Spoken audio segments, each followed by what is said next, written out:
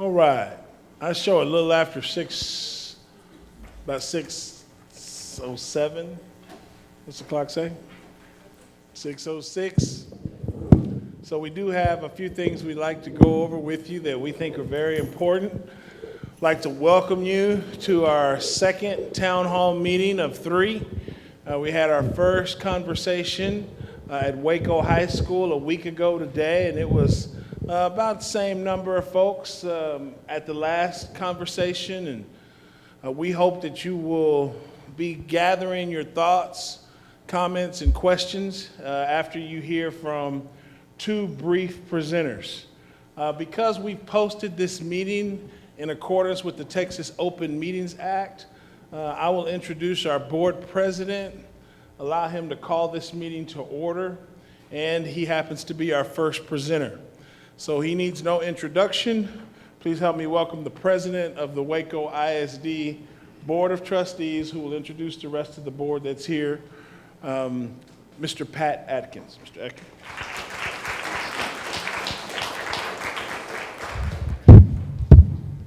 Thank you, Dr. Nelson. As Dr. Nelson said, we have posted this under the Texas Open Meetings Act so that we could have a quorum present of the board, and we do in fact have a quorum present of the board. And so I will call this to order at this time as a special meeting of the Waco ISD Board of Trustees. And I do want to introduce the other board members who are here. First, our Vice President, Mr. Alan Sykes.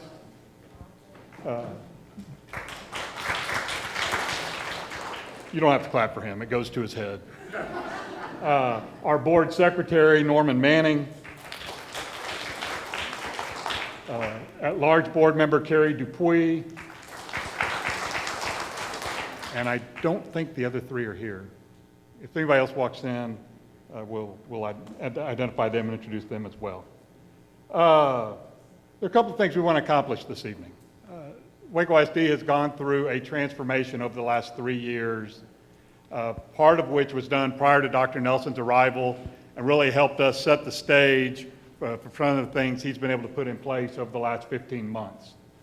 And so we're going to start out going back over the last couple of years and talk about initially the tax ratification election, which this community passed 3 years ago. And then we're going to talk about Lone Star governance, which was a process, a training that our board went through, mandated by the Texas Education Agency in terms of setting very specific goals and a way of monitoring those goals. And then I'm going to turn it over to Dr. Nelson, who's going to talk about some of the bold changes that he and his staff are implementing as we move forward. So we'll begin.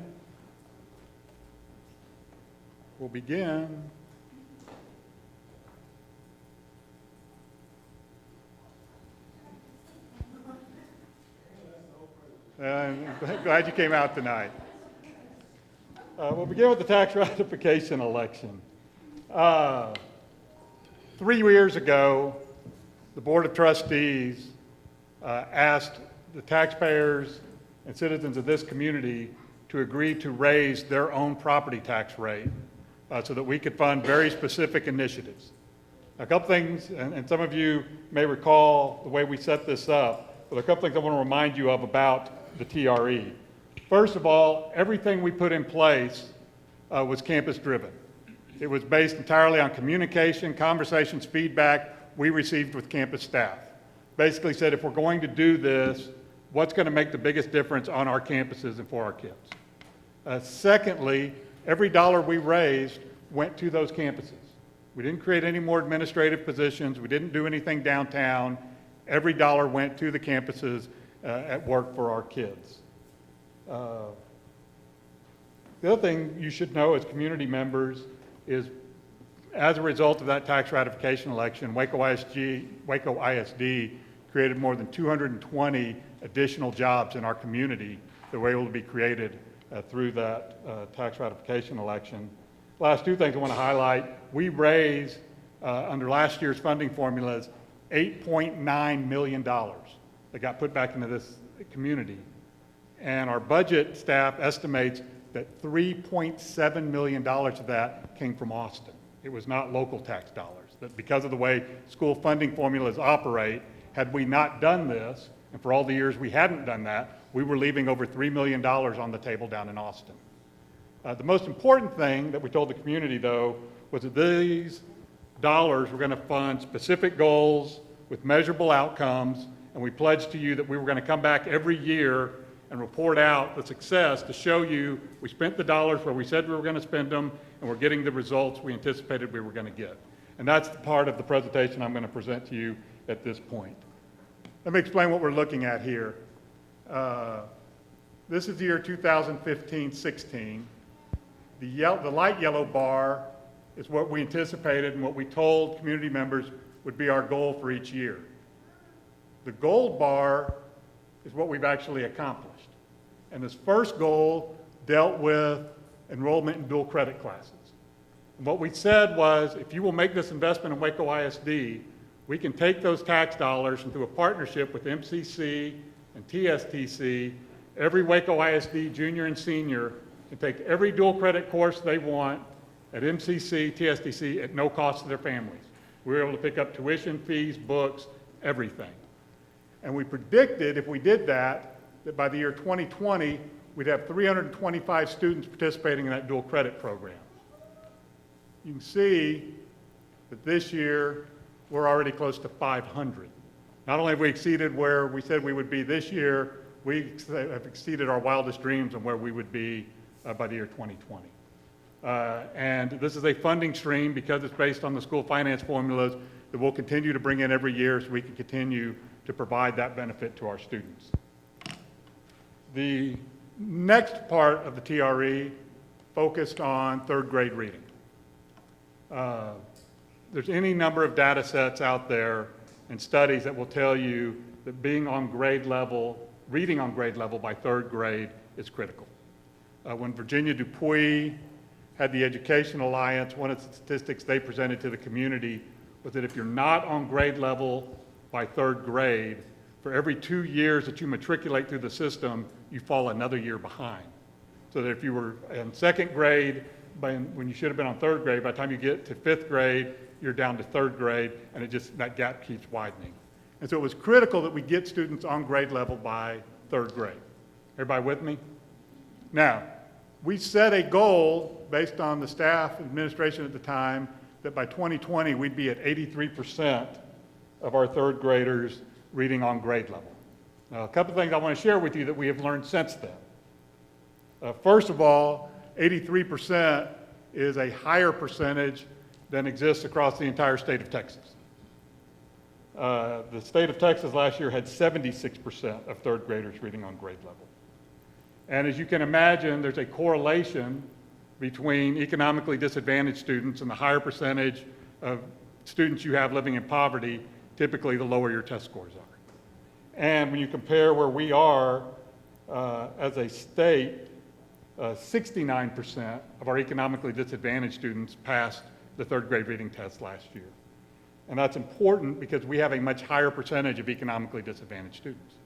The state of Texas has about 59% of their students categorized as economically disadvantaged. As a district, we're at 85.4%. So we have a higher percentage of poverty, and we set a goal higher than what the state's achieving across the state. So the staff visited with the board and said, would it be possible that we lower that goal maybe? And we said no. That we went out to this community 3 years ago and said, this was the goal, and that's what we still need to strive to attain. And if we don't get there, that's okay, but we're not going to roll back the goal and make it easier for our students because we believe ultimately this is where we need to get to. What you'll notice is unlike the other one, the scores are going up, but we're still not quite yet to the goal we anticipated each year. And let me tell you what your investment paid for. With those additional dollars, what the district did was we hired an instructional aide for every pre-K class across the entire district. We also put an instructional aide in every kindergarten class across the district. And we put a literacy aide, one for every 2 classrooms in first and second grade, trying to get additional one-on-one reading support for the students. And although we're making progress, we know this is probably the most critical issue facing our community. And we're not where we want to be. And so one of the bold changes that Dr. Nelson's going to highlight for you is a literacy plan that they've put together this year by visiting with stakeholders and some of the leading experts in the area, on what this program needs to look like. And what this literacy plan that Dr. Nelson's put together is going to allow us to do is take those tax dollars that you invested and allow us to leverage those with better instruction and better materials and a framework where we ought to see this continue to go up in the right direction. The last thing we said we were going to do was look at student behavior and discipline. Because what we heard from teachers and parents was really twofold. Number one, all across the public school system, not only in Texas, but across the country, there is a problem with folks, frankly, entering into the disciplinary system of their public schools, and that leading as a tendency to the criminal justice system. And a lot of our kids didn't need to enter a system that was based on punishment, but rather there were real needs that needed to be addressed. A lot of what we identified as behavior and discipline issues have to do with health and mental health issues that we need to try to address. There are also situations where kids are just having a bad day. I remember when my oldest was in elementary school here, every time I went to Viking Hills Elementary, every time there were one or two kids sitting on a bench outside the principal's office in the hallway. Always different kids, it wasn't the same kids every time. But those kids were just having a bad day. And they had nothing they could do for those kids, so they were just sat in the hallway and ignored. And so what we did with your tax dollars was we created reset classrooms on every campus. So that student that's having a bad day, a student who just needs instruction on how to respond better to certain stimulus and have better outcomes, that child's put in the reset classroom with one of our best teachers on the campus. All the lesson plans are now online. They're all on computer. So that teacher can look and see what they'd be learning if they were in the classroom. They don't fall behind, but we can work with them on getting better behavior outcomes instead of just punishing them. The other thing we did was, with the dollars we had left, which wasn't much, we entered into a partnership with the Baylor School of Social Work for something called the BEAR Project.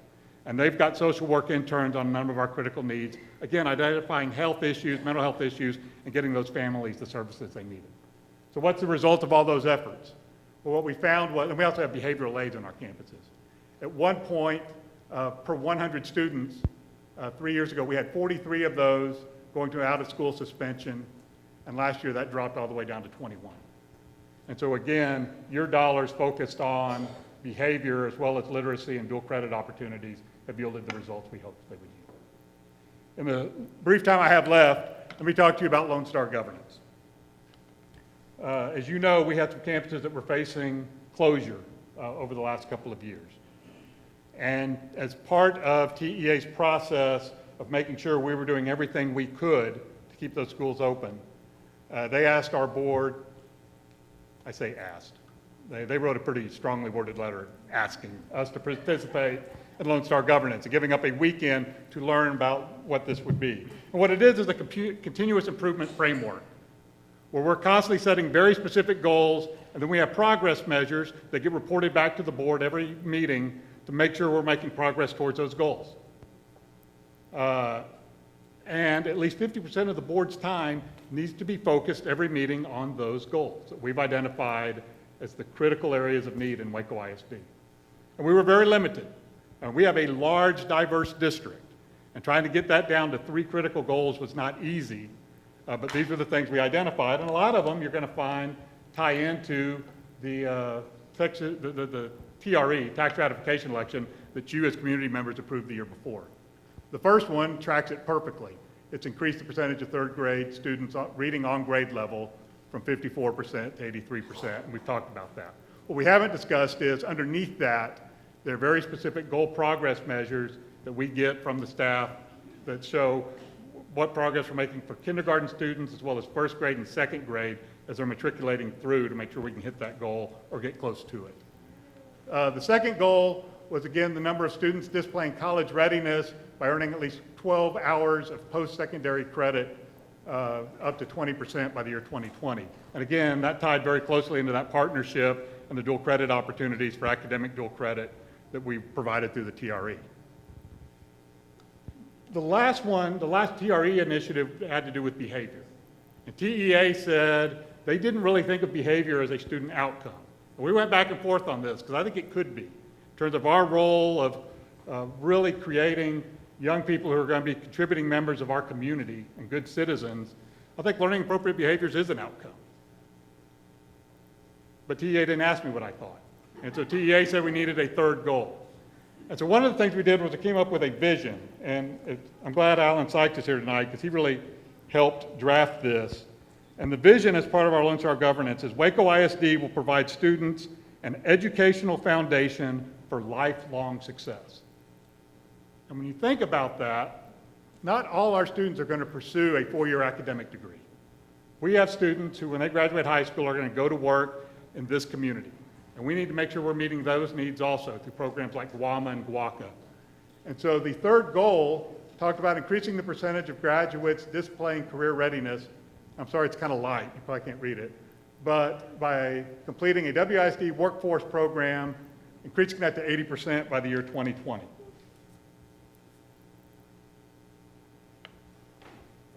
We've already hit it.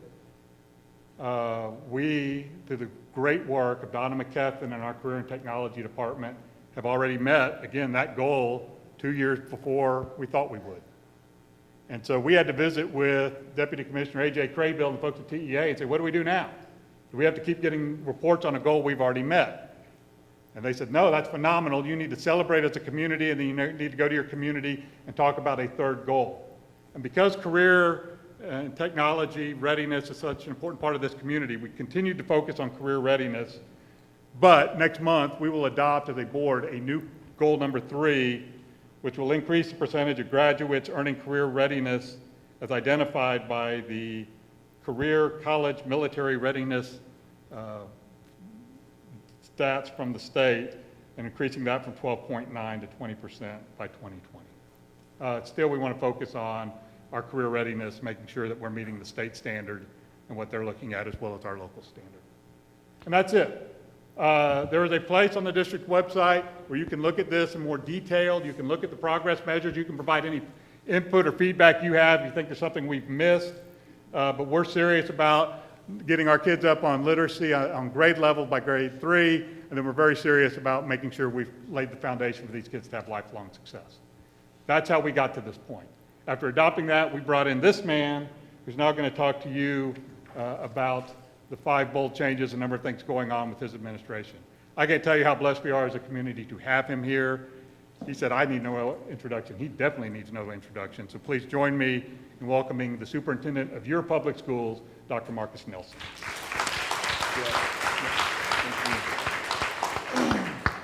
Thank you, Mr. President. I'm so appreciative of our Board of Trustees and our staff that are here tonight to really emphasize how important it is for us to engage in a conversation with our community.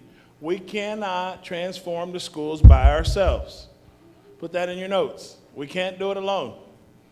We won't do it alone. We'll be sitting here years from now with the same types of outcomes that we've had over the past several years. Now, I applaud our Board of Trustees prior to my arrival for their bold decision to ask taxpayers to raise their taxes. I know I don't have to tell you as parents, that's a tough decision. And it goes with a lot of conversations, a lot of what they would call debate about what are we going to do with every penny of these tax dollars.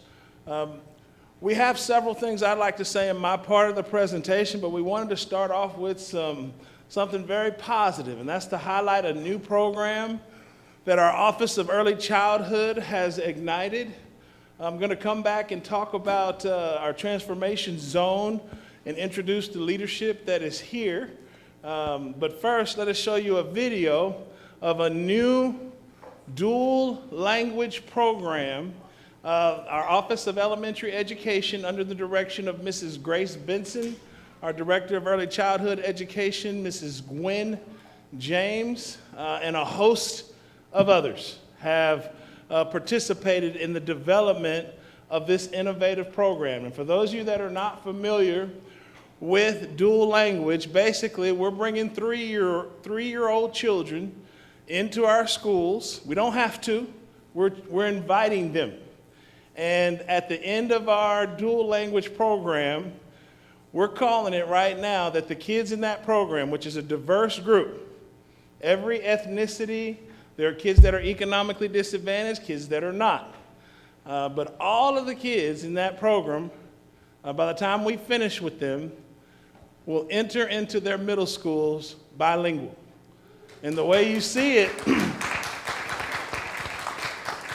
one of our strongest programs where we're actually doing this at 2 different schools, at Alta Vista Elementary, and the one that you're going to see here today is from the Brook Avenue Elementary under the direction of Mrs. Julie Sapal and her team, for the record.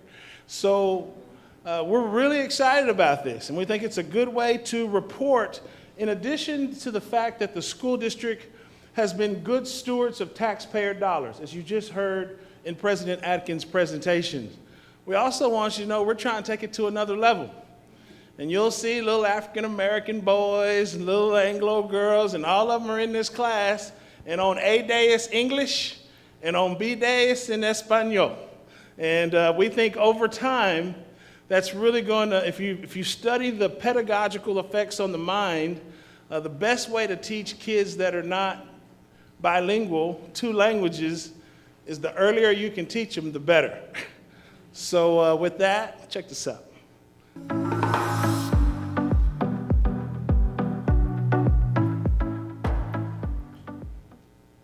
The dual language program in Waco ISD serves 3-year-old students. Zanahoria. Ooh, that's a big word. Muy bien. We have a dual language classroom at Brook Avenue. Esta es una papa. Papa. Muy bien, Mía. Puedes jugar. They're learning the content through English and Spanish. ¿Quieres el 2 o quieres el 5? We have a full-time certified teacher. What color is my heart?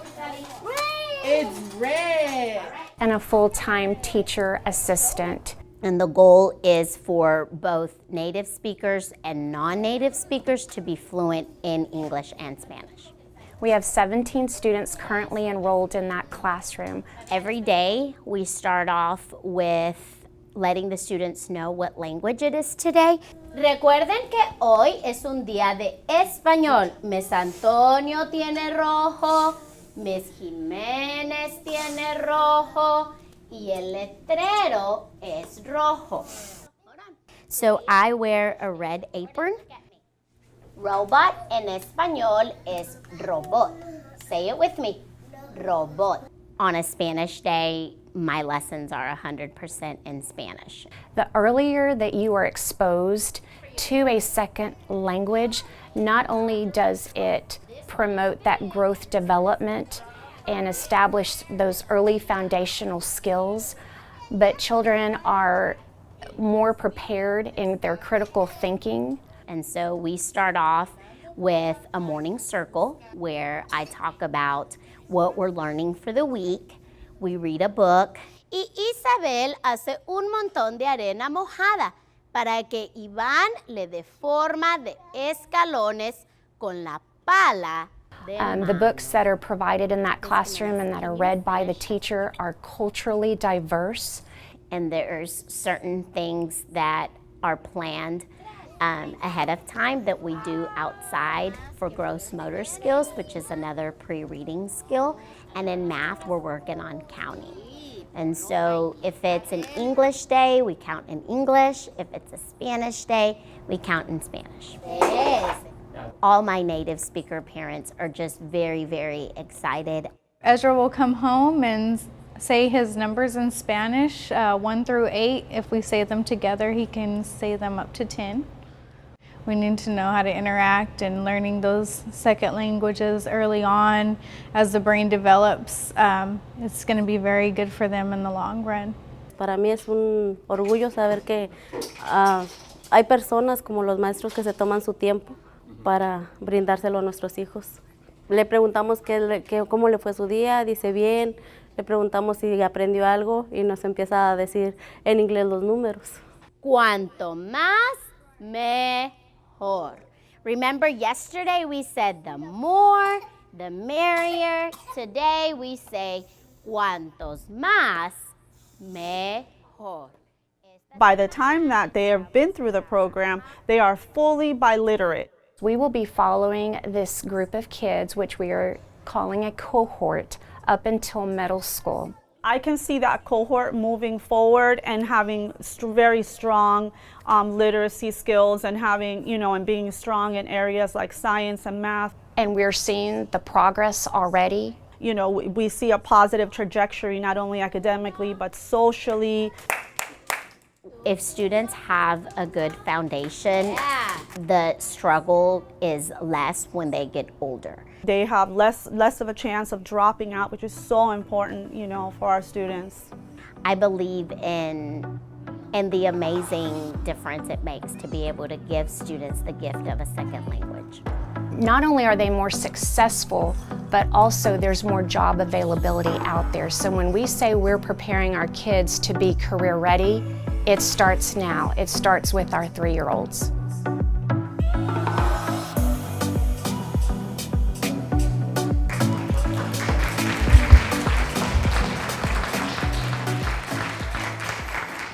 Well, it almost brings a tear to my eye to see some of the work that's happening in our schools. I don't know how many of you have teenagers. I have a 14-year-old. He doesn't seem to be as excited as learning as those 3-year-olds are, but that's a teenage problem, which we'll probably have another town hall meeting about that, I'm sure, at some point. What I'd like to do is turn your attention to a document we've provided. If you need one, if you'll just raise your hand, it's a one-pager. Looks like this. If you need one, just raise your hand. And I'd like to introduce a couple of guests while we're here. First of all, we have representing the city of Waco, the Honorable Councilwoman for this district, Mrs. Andrea Bearfield.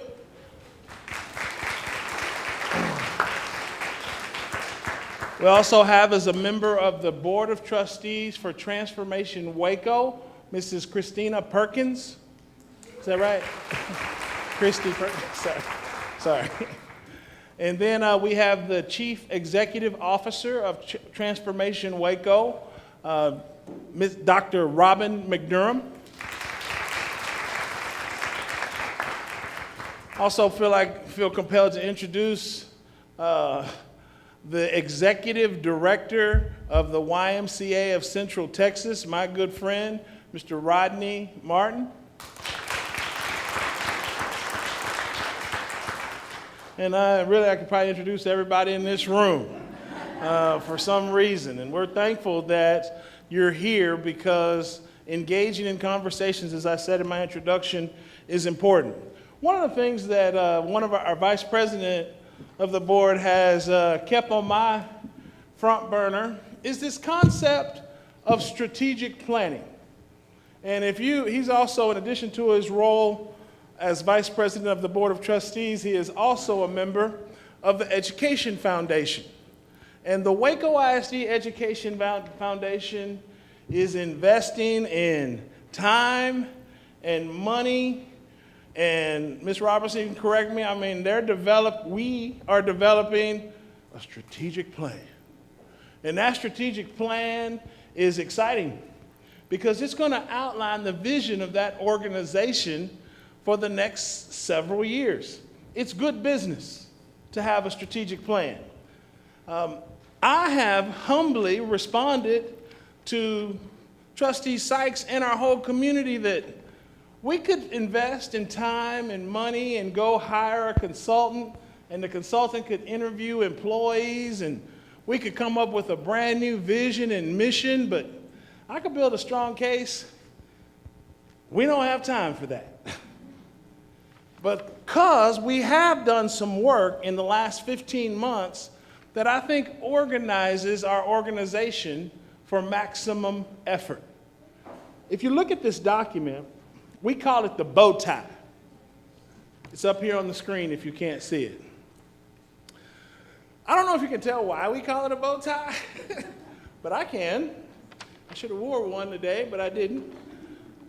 But for us, this is all of the strategy, most people, when we meet with parents about this, the first thing that they tell us is, looks busy. A lot of stuff on there. But I would say that any employee in the Waco Independent School District can talk you through this document. The main thing you need to know for purposes of tonight is the middle of the bow tie. In my humble opinion, that is the basis of all strategic planning. Why does the organization exist? And for us, we exist to create an organization that is constantly learning. That's why we have a tree. For us, the tree symbolizes the fact that we're a learning organization. And for us, 14,494 leaves on a tree. And every leaf counts. We're trying to create an organization that is focused on reflection, feedback, and analysis. Well, if you talk to any of the teachers, they'll tell you that you see all kinds of employees coming in and out of classrooms regularly. This last Friday, our entire central office stopped what we were doing, and we went to several campuses for the purposes of inspecting the instruction that we're expecting. We really believe in creating a culture of feedback. It's no longer punishment to see your principal or your superintendent walk into the classroom. We talk about our data. We're fanatical about it. And I could go over this entire document, but in the case of time, just know over the next 12 months, our plan is to strategically introduce every aspect of this bow tie. See, there's ways we could, if we wanted to tonight, we could talk about the bottom of the bow tie, which is instruction.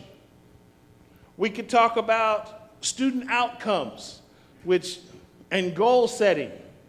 But for us, what we really want to concentrate on is, to the left of it, 5 bold changes. These bold changes, for us, we really believe will transform the district. We are deeply committed to this work. See, for us, the school system, a year ago, we were facing a school system where 20% of the schools were facing takeover from the state of Texas. We're proud to report that as of today, our team has reduced that to 1 school. And we won't rest until we have reclaimed every school in the Waco Independent School District. Failure is not an option. Now, you have to have some short-term interventions. We've had to make some decisions on principal assignments. We've had to make some other tough decisions. But at the end of the day, our plan to address the long-term instructional improvement needed in our school district starts with our early childhood program. And so if you think about that, right now, we've for years, Waco ISD has offered pre-kindergarten to 4-year-old children. And we're very proud of our pre-K teachers and the programs that we have at every elementary school, pre-K. The new program is pre-K 3 at how many schools? 2. That was 3, Lake Air. 3. Lake Air, Montessori, Alta Vista Elementary, and Brook Avenue Elementary. Our plan is to create pre-K 3s in every school we have. But you got to go find those kids. We're having trouble finding kids we're looking for kids right now that's 0 to 2. Oh, you pregnant? Where do you live? Yeah, we literally, because in 36 months, that child in the womb, God bless him or her, but we want them to start school at 3 years old. And our plan is for those babies to be ready for kindergarten. So early childhood, dual language is part of that, but the more 3-year-olds we can get into our public schools, we think it'll manifest itself in improving the instructional program for our kindergartners. You have more kids coming in ready at kindergarten, you change your whole program. The second thing that we really are focused about is this commitment to literacy. I mean, we can have a conversation with you, a passionate conversation about science instruction and mathematics instruction. God knows that's important, right, Ms. Cousins? All those, there's no hierarchy of importance. But make no mistakes about it. When you look at our problems and you look at how we need to fix them, our problem is reading and writing. We've got to get more kids to be able to read a passage and comprehend what it is that they're reading. You have to do it starting on a test starting in 3rd grade. You're doing the same type of work in the 10th grade. Passage just a little bit harder, but you still got to read the passage and tell. Is it talking about A? Is it talking about B? Is it talking about C, D, or none of the above? So it's not just about the test for us. I want to be clear that when we talk about our board goals and they talk about literacy, we're proud of the work being done in behavior. It's going well. We're proud of the work being done in dual credit. Where we're not satisfied is literacy. And literacy is not just elementary's problem. We have reading and writing problems at every elementary, every middle school, every high school. What we found as we have sought a more closer relationship with our parents and families, we have lots of parents, lots of adults in our community that are functionally illiterate. And we got a plan for that, where we actually can help parents help their children in literacy. That's where some of our blended learning programs will come in, which I'll talk about in a minute. The next bold change that we're most excited about is our special programs. I don't mind telling you, it wasn't a secret. A year ago, this district was, in addition to receiving a letter, I was telling somebody today, a year ago, we used to have to talk to the Texas Education Agency twice a day, every day. And if we weren't talking to them about school closings, then I guarantee you the next conversation was about special education. And they were basically telling us that our program requires 37 corrective actions. I'm proud to report that we have reorganized that department under the direction of Mrs. Suzanne Hamilton, Mr. Kurt McCullum, and Mr. Keith Schneider. We have a plan in place to address all 37 corrective actions. We've ignited a relationship with Special Olympics that is unprecedented. Next Monday, we're having the Hamilton Bowl over at the football field, and it is University Special Olympics versus Waco High. So I don't know which side you fall on, but get your shirt ready and meet us out at the stadium, because for us, every kid counts. We've tried to make a renewed commitment. We just changed the leadership in our gifted and talented program. Actually, it still has the same excellent leadership from Dr. McClanahan, but we elevated one of our employees because, to be honest with you, every time you hear me talk about special education, you're also going to hear me talk about gifted and talented. You're also going to hear me talk about bilingual ESL. All of our programs are important. And see, we have kids right now, and I'm so proud of this. We have children in the Waco Independent School District right now. I don't want to put their business in the street. One of them's name is Helen. Helen is a beautiful, sharp middle schooler. And both of her parents are together. Both of her parents went to a 4-year university. And the decision that Helen got to make is she going to Baylor or is she going to the University of Connecticut? and she got some tough decisions to make. Sitting right next to her is a little boy or a little girl that don't know their daddy. Never met them. They have siblings, 3 siblings, younger than them.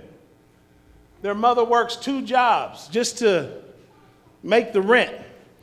They've lived in 3 different apartment complexes since they've been in the Waco Independent School District. Community of Waco, I'm here to boldly proclaim that both of those children deserve excellence.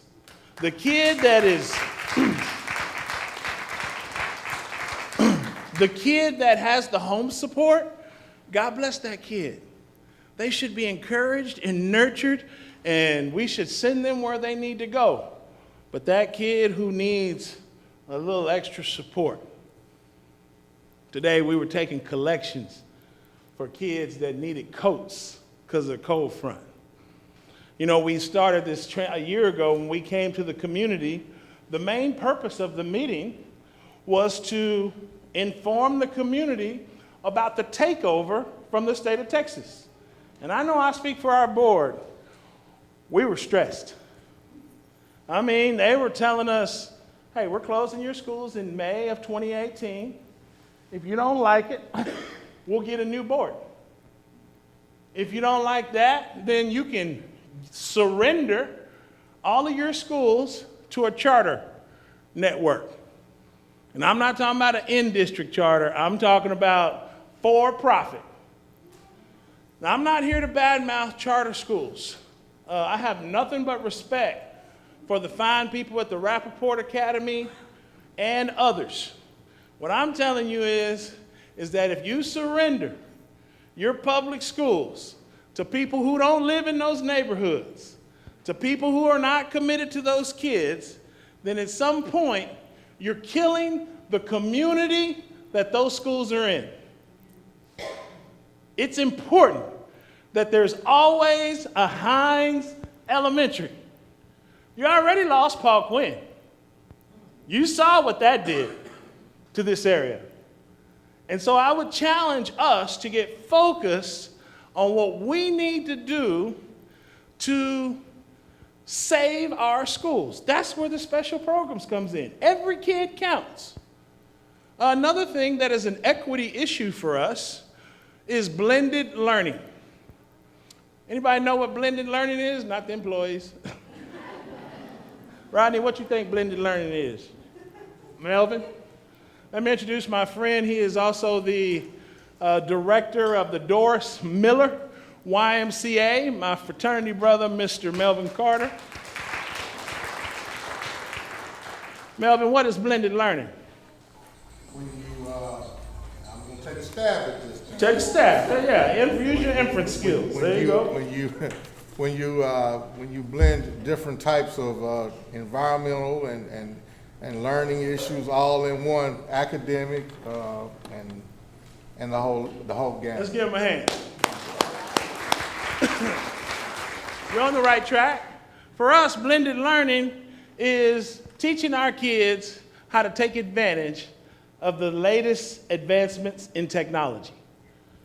And you don't understand it, but there are school districts right now that when they send out their school supply list, they say you need pencils, you need spirals, and you need an iPad. There are teachers right now that they only teach their lesson in what's called a flipped environment. A flipped environment means teacher don't even teach. I shouldn't say it like that, but the teacher does teach very well. Please, nobody don't send me no bad emails. I was just kidding, trying to use a little humor. It's all done on YouTube, the whole lesson. So the key for a kid to be successful is to be able to go home and pull up their teacher's lesson, excellent lesson, by the way, lesson on YouTube. Well, what happens if you don't have Wi-Fi? What happens to the kids that they can't afford an iPad? And boy, we can show you in our budget where we've got a 5-year plan to make sure that every incoming 9th grader will get a laptop. We've got a plan to make sure every kid below 9th grade has access to some type of device, iPad, Chromebook. And for me, it's a long journey that we're making with our teachers, because kids will embrace technology if we give it to them. Just for many of them, we have to provide it. Boy, but I got some teachers, woo, kicking and screaming on using that technology.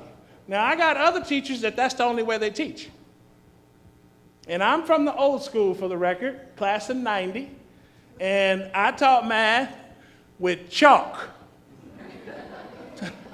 Yeah, I know some of y'all appreciate that. I'm the last of the old school, class of 90. Starting in 91, they start getting pagers and beepers, whiteboards. All these, God bless all those things. But for us, we want you to know that making sure our kids have access to the latest enhancements in technology is an equity issue for us. If other kids get it, our kids get it. You saw all the kids we have going to get dual credit. They got to have access to technology to go over there to MCC and be competitive. So that's something you'll hear us talking about more in the future. The final big change, we're so excited about this, and it's really been coordinated through the leadership of our Chief Executive Officer of the Transformation Zone, Dr. Robin McDurham, and the Board of Trustees. Don't get me wrong, because I see the camera, I know this is going to play, people are going to watch this, but for us, we want to be clear that we have fulfilled all of the requirements of the Texas Education Agency to create an in-district charter, but make no mistakes about it. Our in-district charter is unique to Waco. And Dr. McDurham is one of those integral pieces that is helping us. Yes, she's doing what she's supposed to do in the contract. And she's working with those principals, and they all can agree. She has a board of trustees that she meets with regularly. Their governance is on point. They're going through the Lone Star governance. But Dr. McDurham, when she goes, one of the best things Dr. McDurham has done this first semester is she worked with our director of nursing, and she's come up with a plan to get 1,000 kids eyeglasses.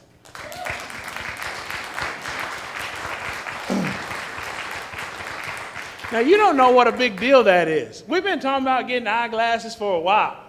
And what this district did, with all due respect, what this district did prior to this year is we took the kids through an eye assessment. And for those kids who were able, if they were squinting and their eye assessment came out irregular, they could take that home and their parents could set up an appointment with an ophthalmologist. Is that right? Ophthalmologist. And those little babies could get themselves glasses. Well, we had a group of kids who, they got the referral, but they never went to the ophthalmologist. They couldn't afford it. So when I say Dr. McDurham is getting 1,000 kids glasses, I mean eye exam.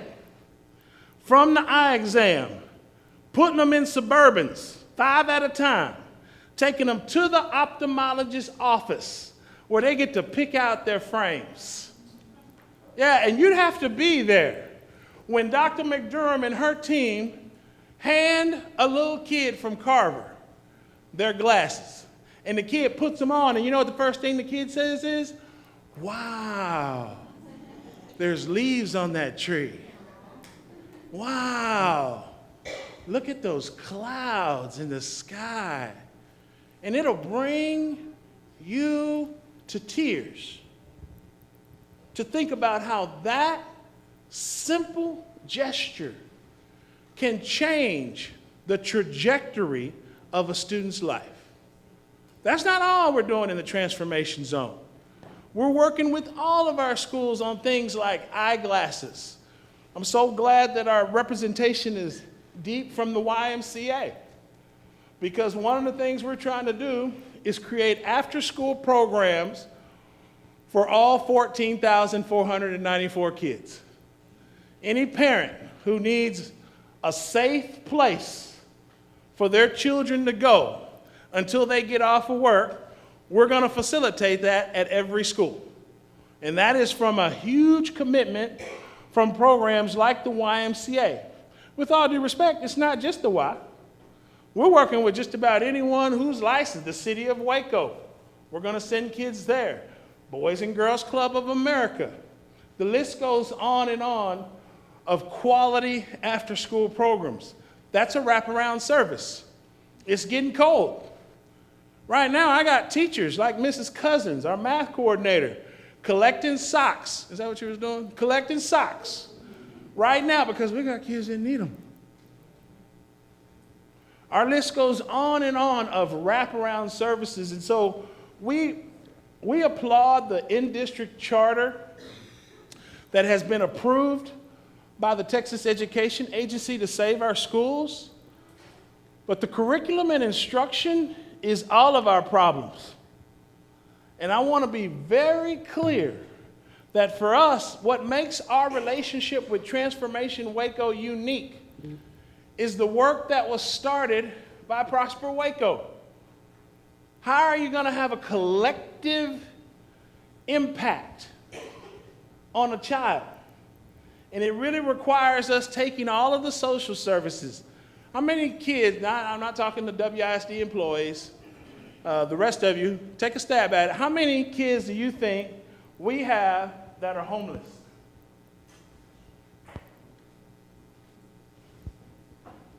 $1,500. And that's where we have kids that at 5 o'clock, they don't have a place to go. Last Friday, we wake up in the morning, we're all on a group text, all the cabinet, 5 o'clock in the morning, breaking news, fire. 2-year-old and a 4-year-old tragically killed in the fire. 11-year-old survives. West Avenue student. Uncle comes to the school and says, I have no plan for the 11-year-old. We have no place to stay. We have no clothes, no food.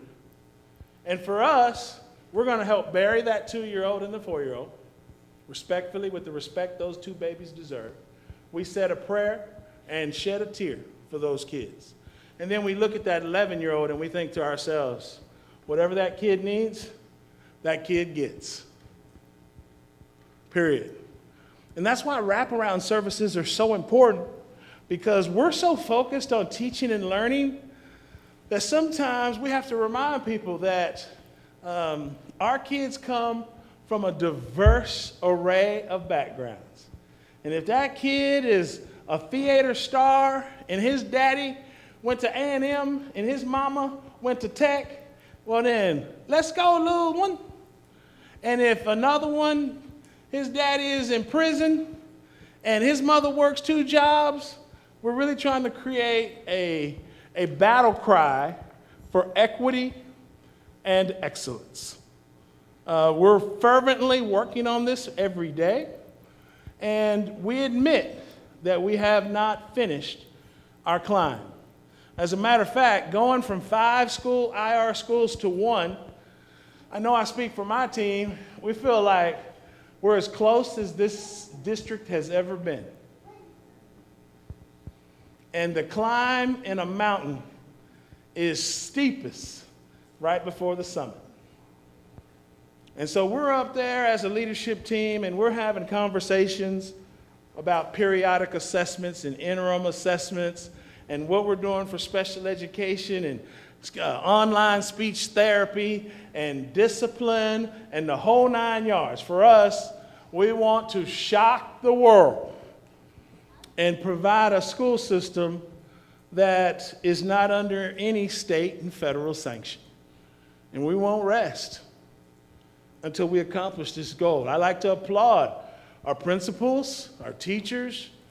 We're fortunate to have all of the employees that we have in Waco ISD working on this task. We're all tired. We're all giving it our all. And we all are focused on this objective. And we're inviting you to join us as we have conversations. I see here Mrs. Felicia Goodman. She is the executive director of the Cooper Foundation. And one of the things she's done is help this community have conversations about equity.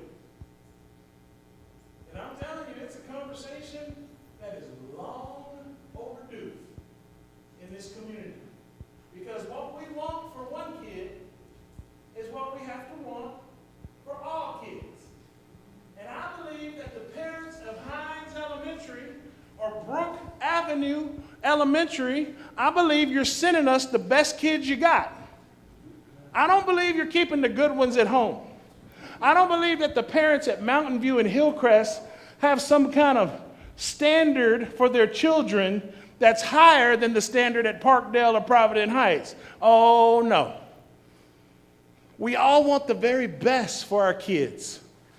And if that means we've got to work with the family, well, then we got a plan for that. Right, Ms. Newsom?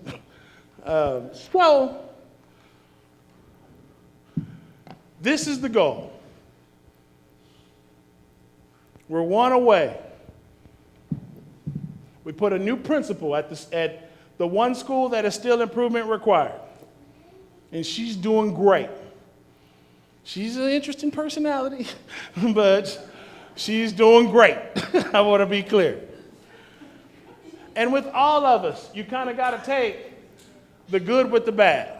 Because I'll tell you, I share her passion for learning. And I share her passion for there's a standard.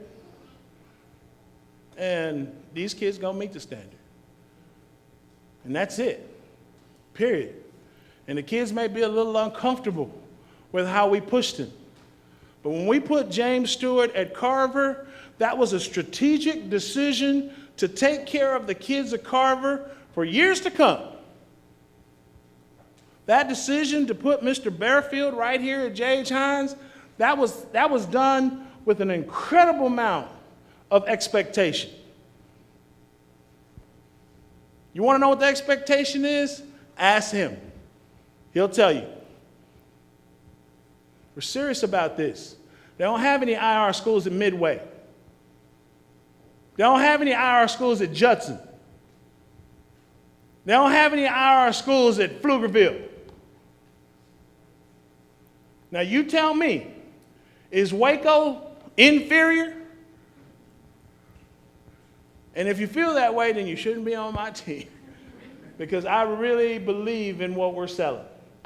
I showed 7:05. We wanted to allow some time. I think we're planning to go to like 7:30 on comments or questions. We can stay longer if the board wants. But what we'd like to do this time is ask you to be thinking about thoughts, comments, and questions. We have a microphone over here with Ms. Robertson. And what's your secretary's name? Abigail, Miss Abigail, sorry about that. While you're thinking about your questions, I did want to introduce Mr. Kyle DeBeer. He is our Assistant Superintendent of Communications and Community Engagement. So the very fact that you're here at a town hall meeting tonight, you need to know Kyle DeBeer, you need to know Robin McDermott, because as you think about how you can help us, then that will be two of your entryways into our school system. I'll tell you another exciting statistic.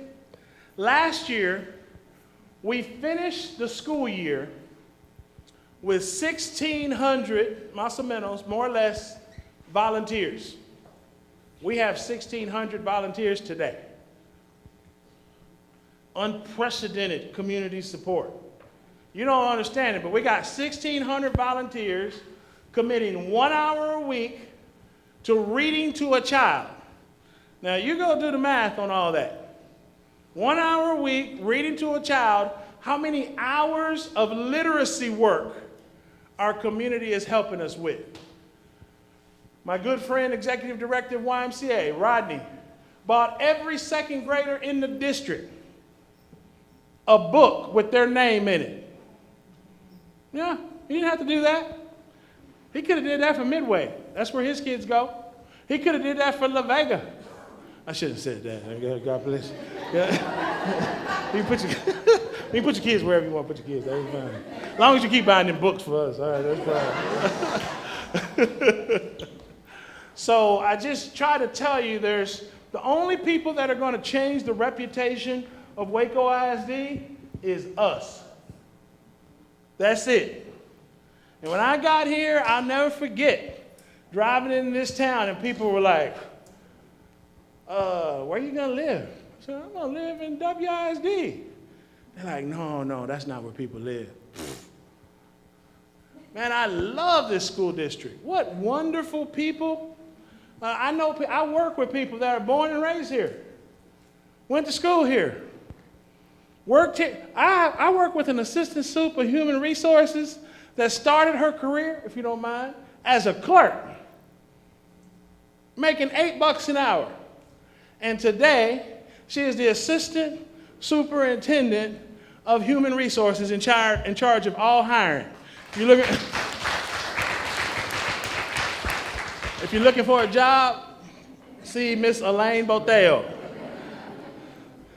So I want to thank Office of Communications for helping us put this evening together. This is very important to us.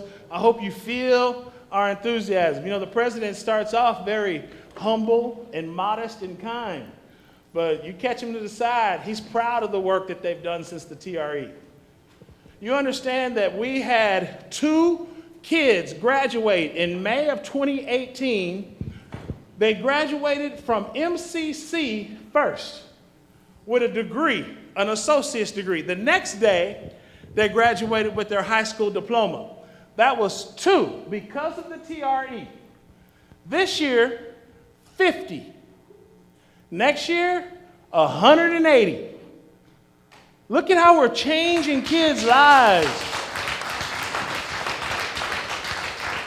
And as a parent of a 14-year-old, I think to myself, that's a lot of money we're spending. Boy, you can tell MCC, they see me walking over there, they treat me like I'm just a champion. Because that's the checks we cutting over there. So we're proud of those kind of investments that our school district has made, not only into our children, but into our whole community. Jobs created and all the things that were mentioned earlier. Thoughts, comments, questions? Let me make sure you know Suzanne Hamilton. She is the director of special education, and we really want our special education population to, we want to engage you more. We want to have more parent meetings. We want to celebrate those kids more. Trust me, we got enough stuff going on in the spring with history fair and science fair and spelling bee, and God bless those things. We're going to have something for every kid. Every kid we got. So be sure to know that. Our director of early childhood. Anyone got kids 0 to 3? Please know Miss Gwen James. She's right here. Any questions about dual credit? Please know Dr. Scott McClanahan in the back. Dr. McClanahan, let them see who you are. Thoughts, comments, questions? If you're interested in participating in a citywide conversation on race equity, please get with Mrs. Felicia Goodman with the Cooper Foundation. We're looking for members of our community to come around the table. Our board president has done it, Assistant Soup has done it, and we're serious about leveling the playing field for everyone. Any comments, questions? Now, we're excited to have you here. Dr. Nelson, we're excited to have you here in Waco and excited to be partnering with you. And thank you for the recognition. One of the things we're also excited about this upcoming year is we want to thank the Junior League of Waco for sponsoring personalized books for all first graders. And then the Rotary of Waco is going to sponsor those personalized books for all second graders. So we're excited, and we're also doing second graders at La Vega. So we're spreading the love for that as well. But thank you for that, because we felt it was important, because I heard what you said when you first came in about the the value of having literacy, improving the literacy, and books for the kids. And we wanted to figure out a way to get parents engaged with that process. So these are books that kids are excited taking home and reading with their families. So it's getting the parents engaged with that. So we're excited to help. Please let us know what else we can do. Appreciate your support. Thank you. Make sure I introduce the gatekeeper for all of our English language learners. We'll be doing this same meeting next week in Spanish at Bells Hills, and it'll be led by our Assistant Superintendent of Elementary Education, Mrs. Grace Benson, and our Assistant Superintendent of Operations, Mr. Israel Carrera.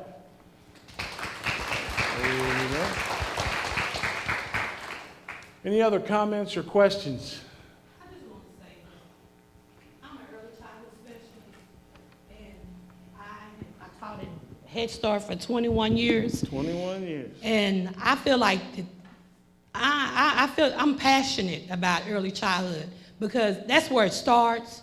That's where the foundation starts, and that's where everything those children mind are everything that they're learning. So I think this program, I can see the change in WISD. I'm feeling it, you know, and I thank you for being here.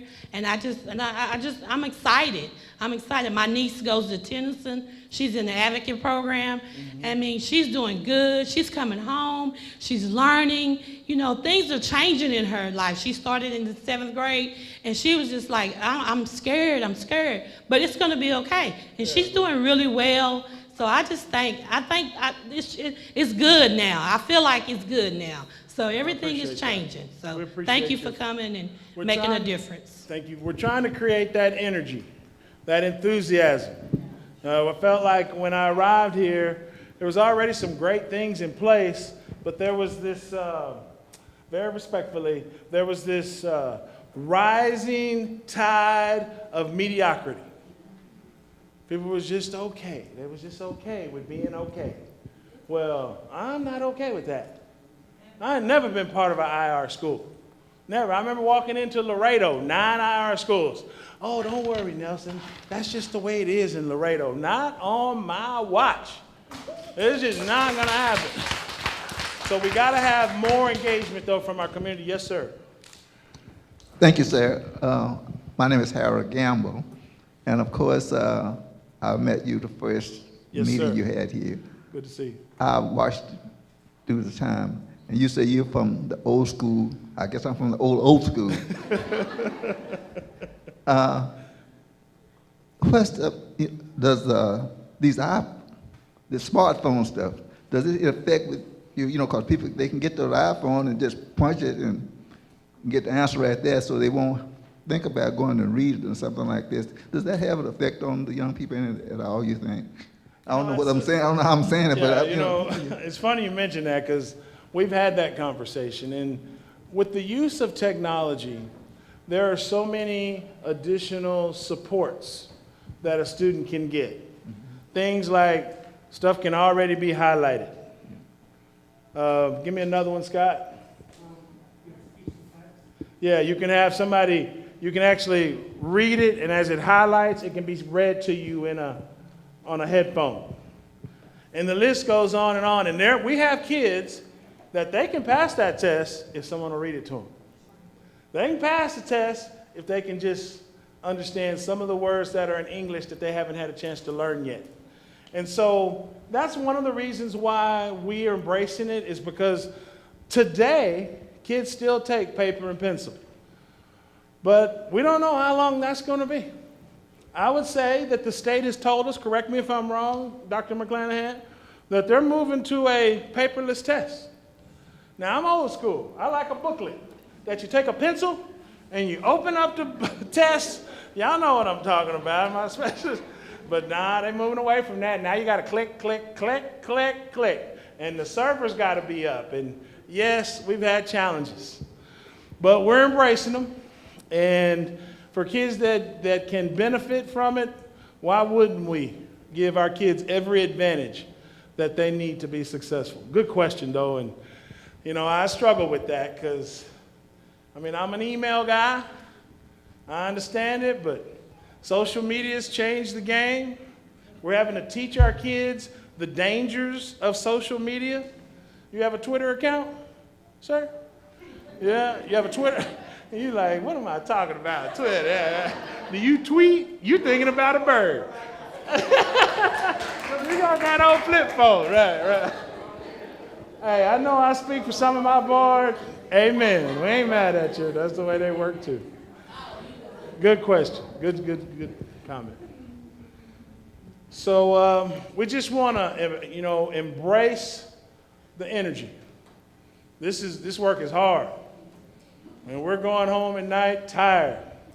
And we're up here having conversations about what else can we do. I want to thank our teacher associations for being here because we're pushing our teachers. And our teachers will tell you they need to be supported. And we're here to support them. So whether it's TSTA, ATPE, whoever, we applaud that. And I appreciate the relationship we have with all of our associations.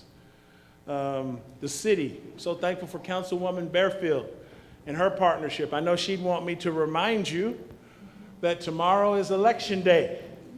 And everyone, yeah, I knew you were going to say, don't worry. The reason why we're here tonight is because Councilwoman Bearfield is expecting unprecedented numbers at the Multipurpose Center tomorrow to vote. And so we're not telling you who to vote for, but we are telling you that some people fought and some people died for you to exercise the right to vote. And as a school organization, we encourage you to exercise that right. Any final comments or questions?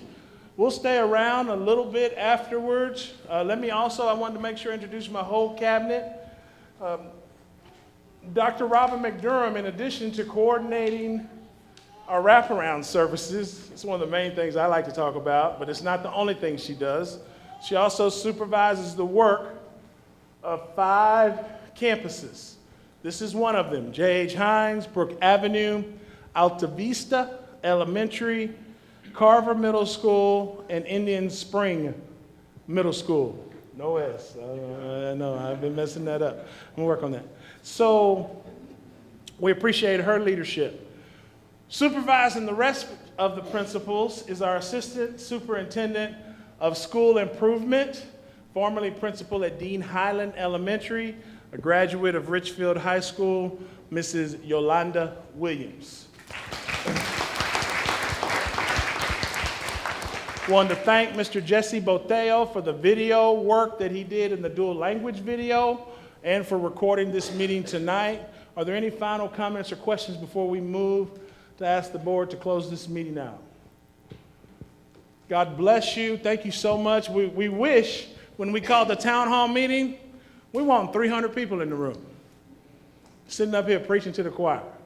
Everybody in this room, like, oh, I already seen you at a meeting. Oh, I already know you take care of your kids. I already know you. So what we're trying to do is reach people who are disengaged. We're not going to sit up here and do this by ourselves. We got plans for kids that want to come during spring break. We got a plan for that. But parents got to help us. You got to get them there, 8 o'clock in the morning. We've got plans to extend the school day. We've got plans to extend the school year. So these are all other town hall meetings, but when we say whatever it takes, we mean whatever it takes. Get it? Good. Thank you. Thank you, Dr. Nelson. I forget who said it, but we are truly blessed to have Marcus Nelson in this community, and so join me in thanking him for everything he's doing. And with that, if there's no objection, at 7:20, this special board meeting will stand adjourned. Thank you, everybody.